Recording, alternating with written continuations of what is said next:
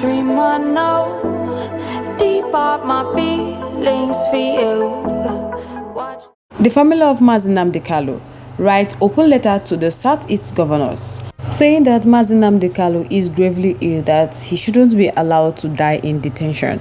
Moving on, we have Peter Obi continues fraternal visit to Muslim community as fasting entered the last lap. Alright, my wonderful people, thank you so much for joining this channel as we bring you back-to-back updates and information as they hot. In case it's your first time of joining this wonderful channel, kindly like, comment, share. Don't forget to turn notification bell in case whenever our news drop, that you could be the first to watch. My people, no be small kata they happen for this country. My people, the matter what Kareko give Nnamdi say the family of the indigenous people of Biafra's leader Nnamdi don't come out, come write an open letter to the CĽY0UT governors seeking their immediate action and intervention to secure the release of Nnamdi. This is coming barely 1 month after the family had accused Igbo political elite of abandoning the IPOB leader to his fate.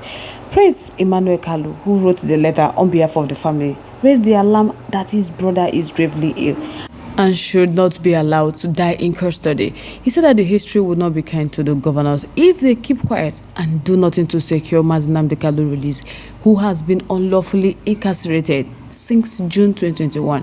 Prince Emmanuel said that his brother's arrest and continued detention were politically motivated and aimed at suppressing his voice as a freedom fighter. He insisted that his brother committed no crime, seeking justice by the marginalization Igbo tribe and other Biafrans. So according to Emmanuel, Nnamdi's brother, he said that Nnamdi's continued detention is because the CĽY0UT governor have not come together as a people to sincerely demand his release.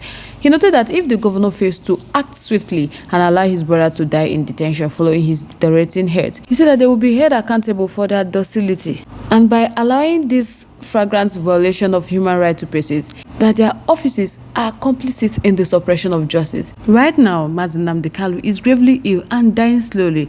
So Biafra land will hold all of them accountable should anything happen to Nnamdi.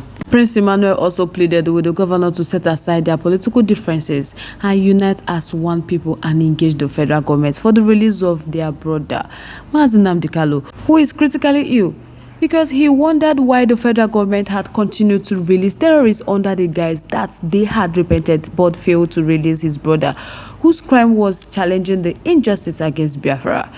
Prince Emmanuel also alleged that there was a plot to kill and also allow Nnamdi to die in custody and permanently silence him. So now they have written a letter with utmost urgency and deep concern regarding the unlawful and unjust detention of Nnamdi.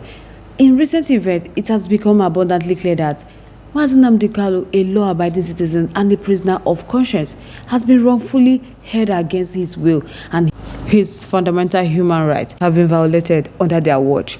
So as a concerned family member, Prince is imploring that he needs to rectify this grave injustice without delay, because Nnamdi is a man of impeccable character and a strong advocate for justice, freedom and equality. He has consistently stood up for the righteous causes in the society, challenging the status quo and working tirelessly to bring about positive change. So it is truly disheartening to witness his unwavering commitment to safeguarding human rights being met with such callousness and disregard for basic principle of justice.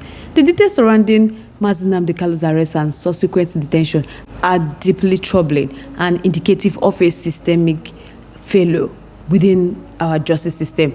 The charges brought against him are baseless and appear to be nothing more than an attempt to silence his voice and undermine his campaign for social justice. So it is clear that his detention is politically motivated, solely aimed at suppressing his activism and preventing him from continuing his valuable contribution to the society. So as a concerned family member, Prince Emmanuel is strongly condemning the unlawful detention of his brother and the blatant violation of his rights, because it is his duty as the governor to ensure the protection of every individual civil liberties regardless of their belief or affiliations.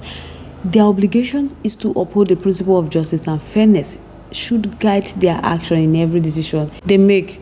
So he demands that they take immediate and decisive action to secure the release of Nnamdi. He has called for a thorough and transparent investigation into the circumstances surrounding his arrest and detention, holding accountable those responsible for this envious act. Furthermore, he has urged to ensure that all charges against him are dropped as they lack any substantiated evidence. Honestly, federal government should do the needful, and also the governor should intercede on behalf of Nnamdi Kanu so that they will grant him his bail. So guys, I would like to know your thoughts, your contributions, opinions in the comment section. We'd love to hear from you. Moving on to the next one. In case you missed it, the presidential candidate of the Labour Party, Peter Obi, on Tuesday continued his fraternal visit to the Muslim communities, even as their fasting enters the last lap. Sharing photos of his visit on his official X handle, Peter Obi disclosed that he was in Oka, Anambra State, where he interacted and enjoyed the conviviality of the Muslim community there. So this is a routine he has started since his days as the governor of Anambra State, and he has maintained it. He also shared in the blessing of the Ramadan fasting and praying while enjoying them, and every Nigerian to continue to pray for the nation, especially as we are now in the last 10 days of the Ramadan season, which are very significant. So he encouraged them and every Nigerian not to be dispirited by the present myriad of challenges facing the nation, but in love and unity, that we should continue to work together for the progress of the nation. You see that the hunger we experience, the insecurity that are ravaging our nation, the corruption that pervaded every aspect of our national existence, and the poverty that has continued to spread through the country are affecting every one of us, irrespective of our religion or tribe. It will not be small matter. Many people don't come out on the attack with Obi. Some said, indeed, he learned a lot of things from the previous election, that he is coming back strong, and they think and wish him well. In all he do, they are wishing him well in this coming election. Hey, why some are saying that they don't need any rocket science to tell them that this is just a tactic that Peter will want to use for them in 2027. That all these politicians are the same. That Peter Obi is not an exception. That he is desperately trying to find support instead of him preparing for election in 3 years' time. So guys, I would like to know your thoughts, your contributions, opinions in the comment section. I would love to hear from you.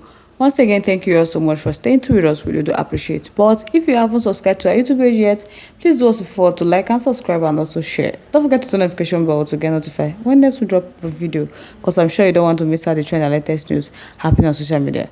To all our amazing subscribers, thank you so much for joining us. To all our viewers, thank you so much for staying tuned with us. On this note, we have come to the end of today's segment. Till I come your way next, stay safe, guys. Bye.